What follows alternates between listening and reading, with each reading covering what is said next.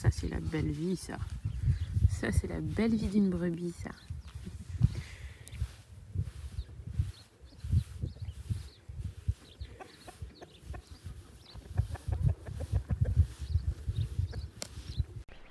Salut à tous, je voulais vous faire une vidéo un peu mieux faite, mais encore une fois là on est vraiment dans le rush. Donc là le soleil est en train de se coucher. Je vais vous montrer vite fait tout ce qu'on a fait là la semaine qui est passée. Donc j'ai pris un jour de congé jeudi, donc en fait j'ai eu comme si j'avais eu 2 week-ends quoi, mercredi, jeudi et là samedi, dimanche. Donc je vous montre ce qu'on a fait rapidement. Et puis après, j'essaierai de vous faire une vidéo. La prochaine vidéo, normalement, c'est sur la gestion du temps. Mais j'ai même pas le temps de me poser pour faire ça bien propre. Donc là, je vais vous montrer vite fait ce qu'on a fait au potager. Donc, on n'a pas trop avancé dans ce qui était semé ou pas. Là, il y a l'ail d'automne qui est en train de sortir. Et puis ensuite, ici, j'ai mis un semis de carottes, 2 bandes. Et puis ensuite, il y a des oignons et de l'ail. Ensuite, tout le contour du potager, là on s'est amusé à mettre des lys comme ça, vous voyez. C'est des lys de châtaignier du coin. Elles sont juste écorcées en fait et c'est un rondin coupé en 2 quoi.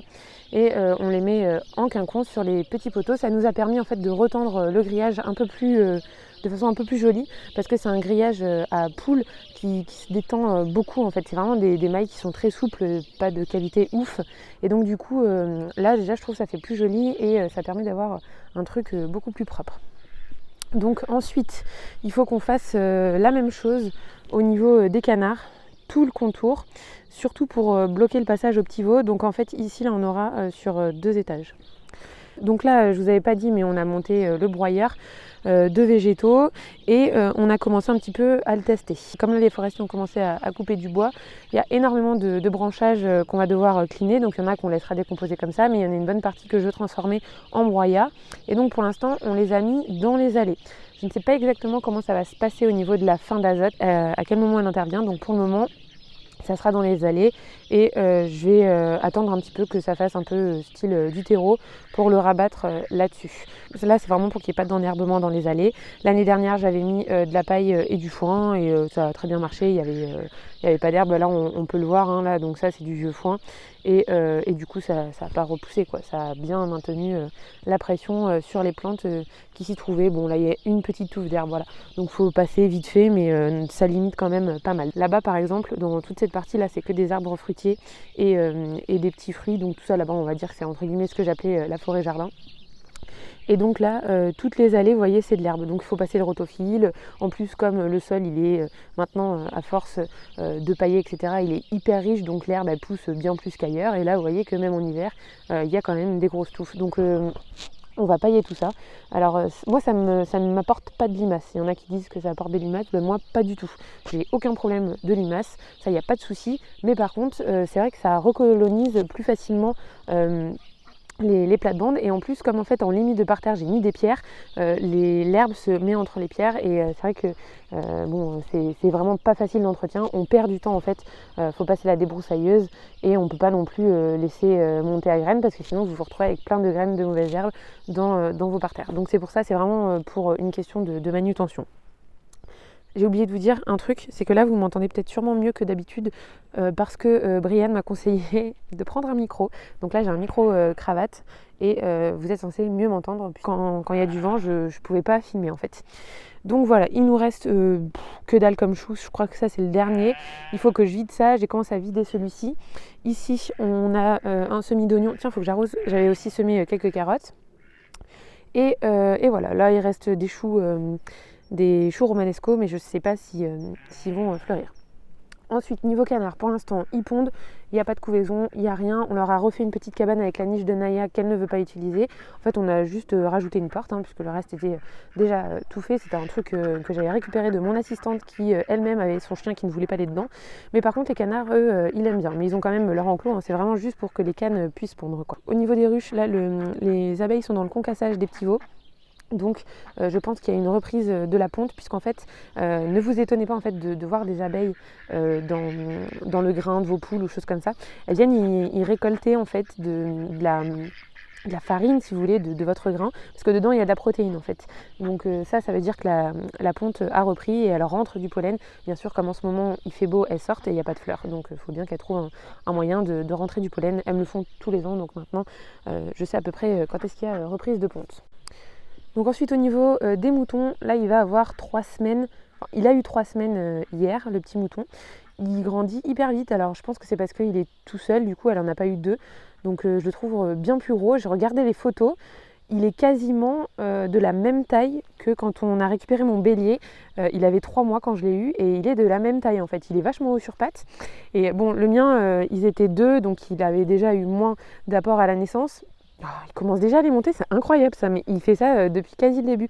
Et, et donc lui, je pense qu'il a déjà souffert d'être 2, mais je pense qu'il a eu aussi des soucis alimentaires parce que quand il est arrivé à 3 mois, il avait le ventre vachement gonflé, gros comme un ballon. Ça ne veut pas dire que votre petit agneau, il a bien mangé et qu'il n'est pas de lait, pas du tout. Ça veut dire qu'il y a un souci, quoi. Et lui, du coup, il est quasi de la même grosseur, quoi. C'est incroyable. Puis là il commence à manger parce que je l'ai vu ruminer, je vous insérerai les photos. Donc voilà. Il y en a une que je suis en train de surveiller parce que son pied a gonflé, donc là je pense que la naissance va être imminente, donc plusieurs fois par jour je regarde en fait dans la pâture. Si je vois qu'elle n'est pas là et qu'elle n'est pas avec les autres, puisqu'en fait ils sont tout le temps ensemble, si elle n'est pas là c'est qu'elle est partie s'isoler et qu'il y a un risque qu'elle mette bas en fait, hein, donc il faut surveiller. Le pied a gonflé et elle est vraiment grosse. Et troisième chose, moi j'avais Arrête Nana. Moi j'avais remarqué en fait qu'elle avait été montée le 15 octobre. Donc normalement elle devrait annihiler vers le 15 mars. Donc ça peut arriver un peu plus tôt d'une semaine on va dire. J'ai rien à manger Doudou. Donc voilà. Donc je surveille quoi. On le voit, elle par contre elle est beaucoup moins grosse que les autres maintenant. Oh, bah oui, mais j'ai rien de donné ma coucou. Là, il va falloir que je commande les boucles. J'attendais quand même d'avoir la deuxième brebis qui faisait pour savoir combien je vais commander de boucles en fait, parce que pour commander les boucles, il faut payer 30 € de préparation de commande, expédition, enfin c'est très cher. Alors que les boucles sont que à quelques centimes ou 1 € je crois. Donc du coup, j'attends quand même de voir combien j'en aurai et c'est valable 2 ans les boucles, donc j'en prendrai x2. Et là, on a eu 6 petits poussins sous la poule. Je vais vous insérer que je les ai filmés, donc je vous insérerai ça dans la vidéo. Et les autres continuent à bien grandir. Donc là on est en train d'avancer sur la nurserie des petits agneaux ou des petits chevreaux et on mettra aussi les poussins dedans. D'ailleurs là les 30 on va les passer dedans parce qu'ils commencent à être vraiment à l'étroit dans l'éleveuse. Donc ce qu'on a fait c'est qu'on a on a laissé les grosses pierres là-bas. Et on va faire un petit tipi ici pour mettre la lampe chauffante. Et tout le reste, ce sera de la paille.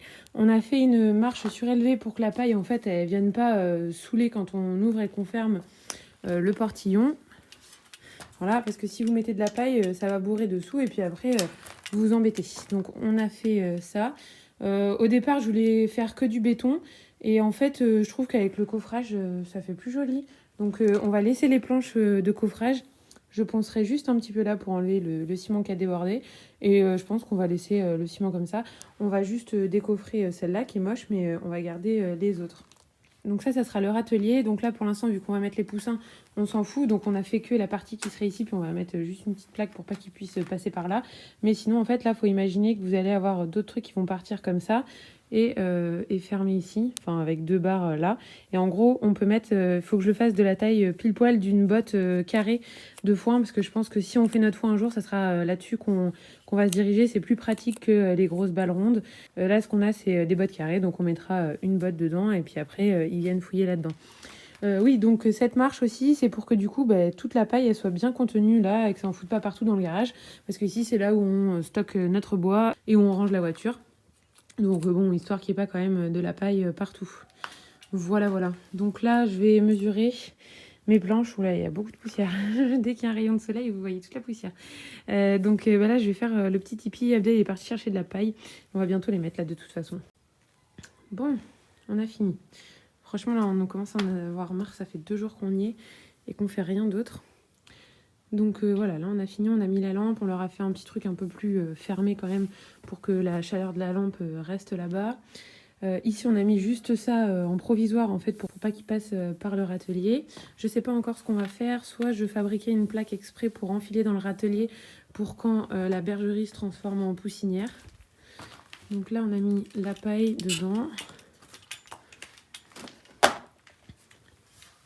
Et pour fermer on n'avait pas de verrou. Donc on a mis juste ça. Un en haut et un en bas. Peut-être qu'on changera la prochaine fois qu'on... Peut-être qu'on changera la prochaine fois qu'on sort en ville. On achètera peut-être un vrai loquet, je sais pas. Au départ, je voulais fabriquer un truc en bois. J'avais commencé, et puis en fait, ça n'allait pas. Donc du coup, on verra bien. Hop. Voilà.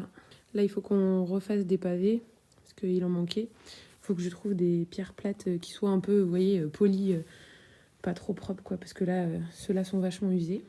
Et puis voilà. Et donc là, on a nos 30 petits poussins. Je vais baisser la lampe, tiens, j'ai l'impression qu'ils sont un peu froids là. On vient de les mettre cet après-midi et je sais pas encore comment ça va se passer au niveau de la température. Franchement, j'ai peur, mais j'ai pas le choix parce que dans l'éleveuse, ils commencent vraiment à plus loger du tout. Ouais, je pense que je vais mettre une petite chaîne. Je vais le baisser un petit peu. Quoi qu'ils sont pas... Ouais, si.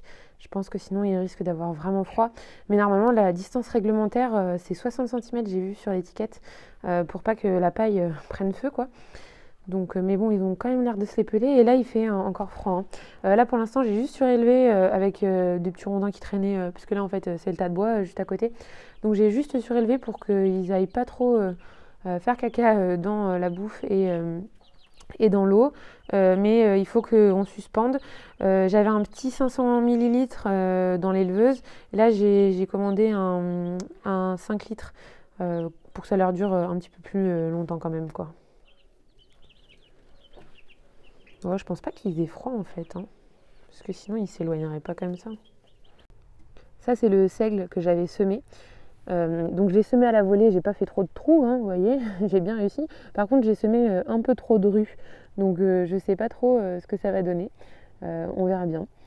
Et le bas de la parcelle, ça a quasi pas poussé, mais quand j'avais fait les pommes de terre, c'était les pommes de terre qui étaient juste avant le seigle. Les pommes de terre non plus n'avaient pas poussé en bas de parcelle, je sais pas pourquoi. En fait, en bas, là où je vais repasser en cassant en fait le seigle et je ressèmerai autre chose où je mettrai un petit peu de. Je pense que. Regardez-le là.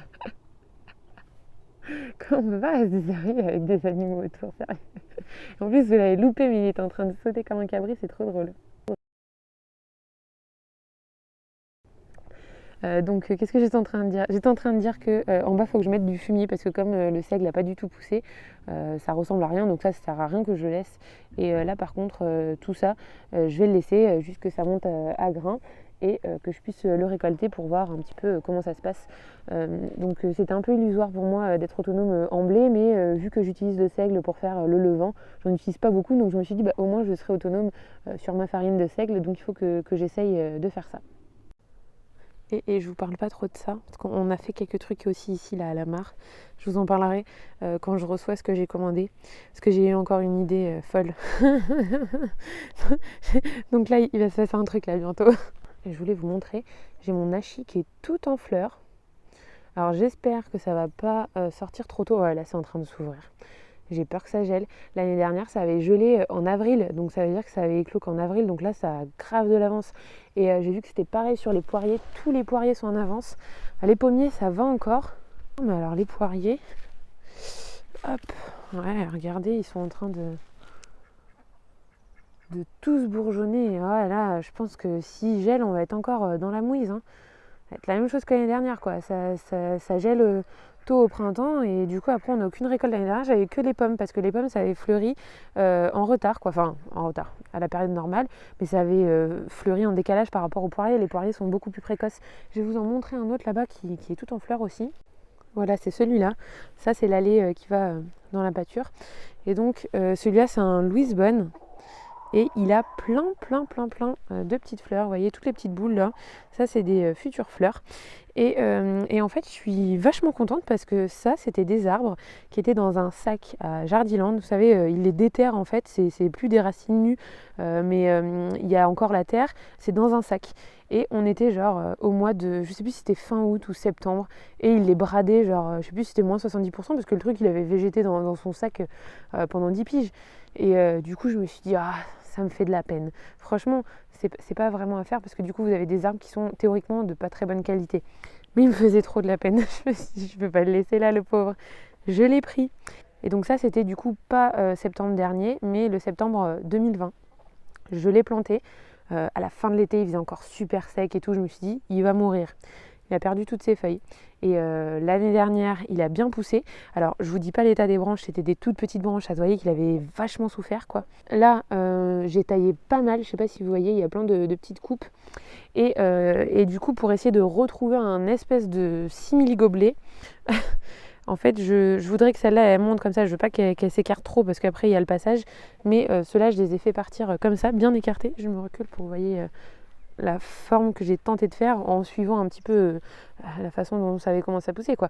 Et l'année dernière, vous voyez que ça, c'est les nouveaux rameaux. Ça a poussé tout ça, quoi. Ça a vraiment bien poussé. Et voilà, bah maintenant, il a survécu. En fait, il avait fleuri dès l'année suivante, consécutive à la plantation. Et là, vous voyez qu'il en a pas mal, quoi. Pour un truc qui est là depuis 2 ans à peine, quoi. C'est pas trop mal. Voilà. Donc là, on a commencé à poser les lisses, parce que tout ça, on va le défaire. Les petits veaux de mon oncle passent sous les fils et ils s'évadent en fait de leur pâture à eux.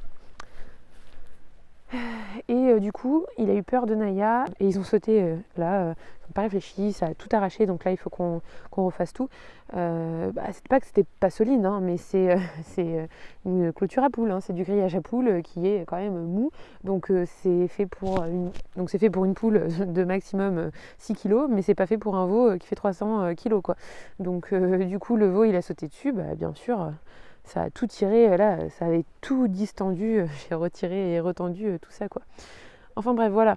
J'espère que cette vidéo vous aura plu. Je suis vraiment trop désolée. Je manque de temps là en ce moment, il y a trop de trucs à faire. Et encore, vous n'avez pas vu le nouveau terrain là qu'on a acheté.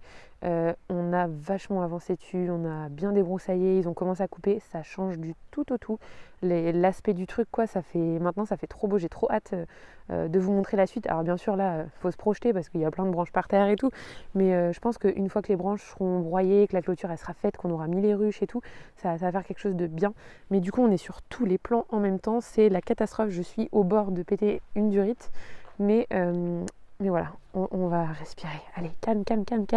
Là, c'est le printemps qui arrive. Vous allez avoir plein de semis à faire. Vous allez voir, c'est la cata. Quand vous êtes autonome, le printemps, c'est horrible. Vous avez trop de trucs à faire. Il y a 2 périodes de tension. C'est le printemps et l'automne quand vous avez trop de trucs à transformer, quoi. Genre fin septembre, début octobre, vous avez les champignons, les châtaignes, les pommes, les poires, tout ça là. Les tomates, les fins de tomates, fins de courgettes, tout ça à transformer. C'est de la pression. Là, c'est pareil. Au printemps, vous avez tous les semis, les naissances des animaux et tout. C'est beaucoup de temps. Beaucoup de temps passé, beaucoup de soucis. Là par exemple on s'est dépêché de faire le truc des poussins parce qu'ils n'avaient plus de place dans l'éleveuse et puis tous les jours ils gagnaient des grammes donc il y avait encore moins de place dans l'éleveuse. Là je veux dire ils occupaient quasi la moitié de l'éleveuse rien qu'en termes de leur taille, quoi, de corps. C'est fou, quoi. Donc on est toujours dans l'empressement, quoi. Allez, bye.